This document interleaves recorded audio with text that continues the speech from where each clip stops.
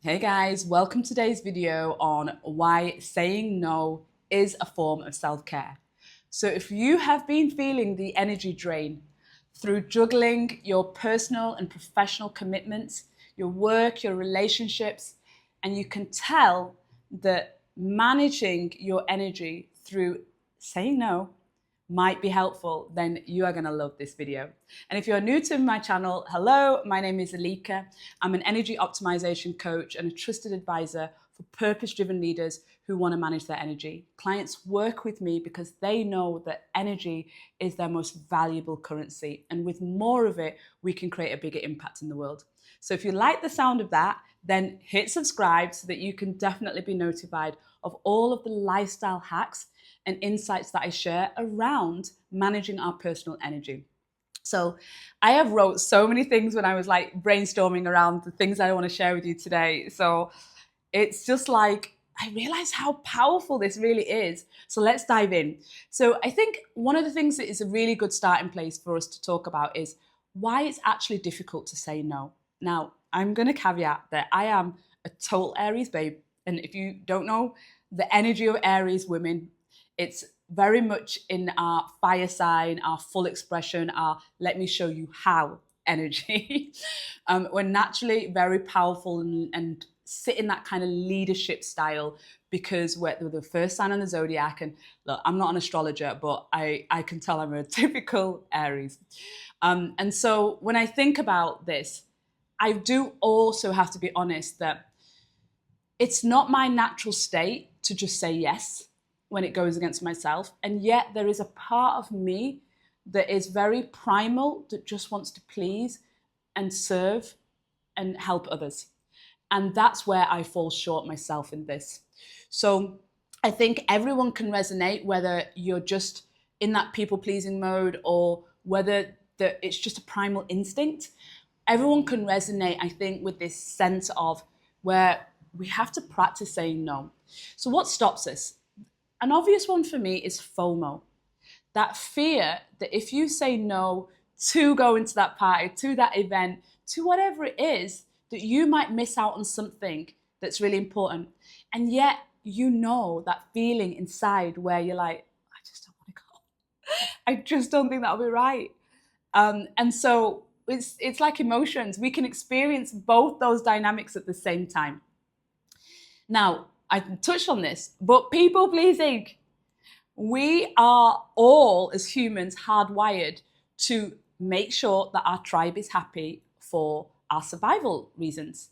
And so there's always going to be that part, even if we've kind of caveated and worked around it, that really just wants to make sure that everyone's okay with what we want to do. And so that can easily mean that we're not saying no when inside we truly know that that's what we need for our own self-care.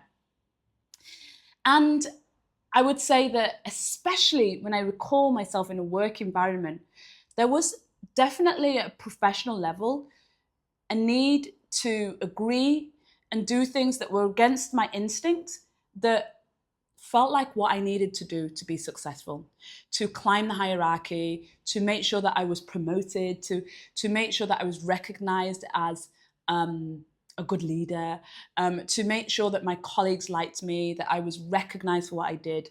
I recall all those times where my gut was like, no, and my mouth was like, okay, do just make that up at the weekend, just do it over the weekend. It's my weekend. No. Let's all stay back tonight and just like really do all of these things. No. Like so many times I can remember going against my instinct in a professional environment. And then the other one I want to talk about is, let's be honest, and this is so deep in the work that I do with the inner work, which is our limited beliefs. The beliefs that we hold, the thoughts that we have continuously ruminating that turn into beliefs that shape our actions that we have that need an upgrade. I always say to my clients, if somebody like me hasn't come along and rewired your brain and upgraded your thinking, your hardware will have software that is installed at some point where it was helpful, but that software is no longer helpful. And so our belief systems can really allow us to be saying yes when we really need to say no. So you can see it's very clear that there are multiple reasons why we would say no, even though our inner wisdom guides us to what we truly desire. Now, let's talk about why this would be something that we might not want to do. So the big thing for me is that when you say no, you start to teach yourself to trust yourself. And you obviously have already experienced that you are not able to take responsibility for how others feel and what others do. I mean, especially adults, right? I mean, there's one thing with our children, but like as adults, like if we are not responsible for how everybody else acts and shows up, then that means that the one thing that we're responsible for is ourselves. And if you don't trust yourself, if you don't know that if something is not right, you will do something about it. If something doesn't feel good, you will take action. If you can't trust yourself, who can you really trust? And so there's something about building that muscle that alludes to a sense of confidence that you build in yourself when you trust yourself to do the right thing. And I think that when I think about saying no, because I'm following my instincts, my inner wisdom, that builds up this beautiful sense of, I don't need to trust others, but I need to trust myself. And that builds confidence. And confidence to me ends up bringing more and more peace, which is really the end goal. I also think that an important thing to talk about is clearly relationships. Because I always say that when we think about the sphere of wellness and health, relationships is really at the core of that. And in relationships, we need to teach others how to treat us. And knowing that means that we have to have boundaries. And I always talk about energetic boundaries rather than necessarily physical boundaries. So sometimes that's in the unspoken things about how we show up and what we say no to, rather than actually having to say and physically do something energetically in our relationships. I find that these boundaries are, maybe I'm just going to distance myself from you because I feel like we're just not on the same frequency. We're not on the same vibe. We don't share the same values. And so we're slowly teaching people how to treat us by how we show up, by the boundaries that we set. So this is going to be something that is going to add to that layer of building the trust within yourself. Now, I also made a note that when I thought about like, why is this so important, that I have such a big example that I see in so much of the work that I do is like weight management. So when it comes to weight management, a lot of it is because when we don't know how to say no, especially when it comes to connected to relationships, to others, then think about all the scenarios where like you're full or you don't like the food or your instincts say, don't eat that. And because you can't say no, you do it. Like you have the extra meal, you eat the thing that you didn't want to eat. You like a million times, I think about cutting back on alcohol and the peer pressure that I experienced, that I know so many experience, when I didn't want it, but I just couldn't say no to others. And so think about the person that you are when you show up and you politely and in a well-mannered way are able to say, sorry, no, that doesn't work for me, right? Or not even get into the explanation, which I think is what so many of us do, but just know that the answer is no, and therefore you're going to find the lightest, most easiest way to say no. And so many people that I know and also work with really struggle with that in how it impacts their weight, how it impacts their weight goals, right? So the everyday experience that we're all having, the lifestyle and the habits that we need to create are really built around why we need to say no in order to live the life that we truly desire, in order to keep that energy high. So let's talk about some of the experiences that you get to have when you say no. I think the overarching theme here is that you learn what you need to keep yourself happy. You learn who you are, what you need, and what allows you to thrive. This results in like less stress, right? That daily stress, that stress that ends up being chronic. It leads to experiencing more inner peace. It leads to just having more joy in your life because you know you so well that you know what things will allow you to experience peace, will experience more joy, have harmony in your life, be balanced between your personal and professional desires because you know who you are.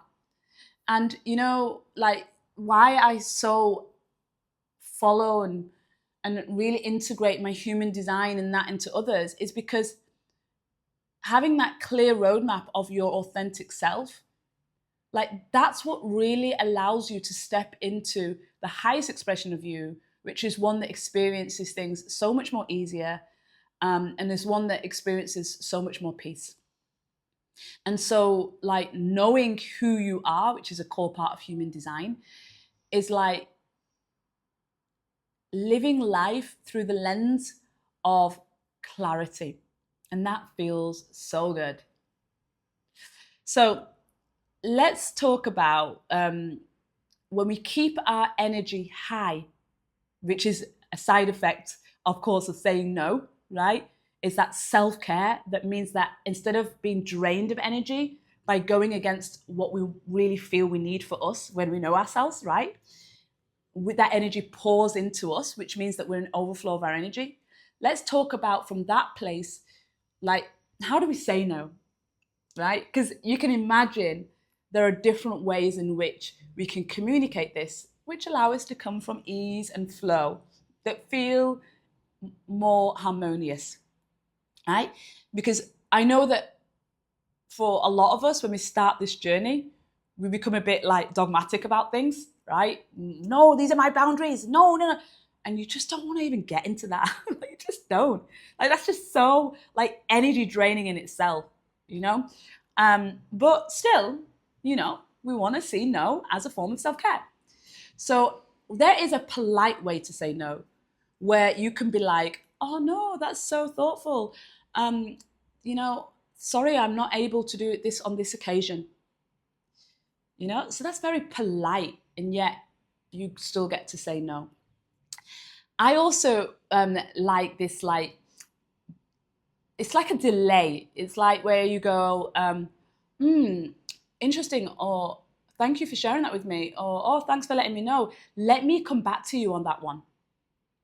It's like you kind of pass it down the line a little bit, right? And clearly, you know, most people are not just spending their time thinking about you. And so people forget, people move on, people, they get the message. That's the truth. And so I think this one is quite good for our people pleasers that really struggle with no. It's, let me come back to you on that one. And even if that just gives you the space and the time to get yourself clear on why this is a no, it's still better as a automatic response that you go to versus just saying yes automatically.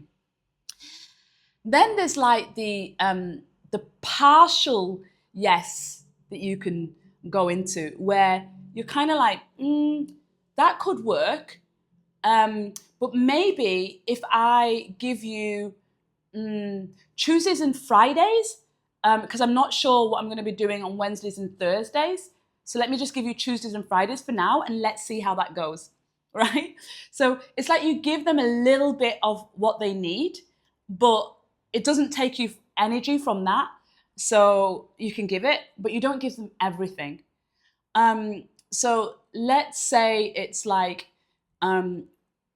work, right? And the demands that are on you. So maybe you'll choose a part of the project instead of the complete project and let them know that you can do that.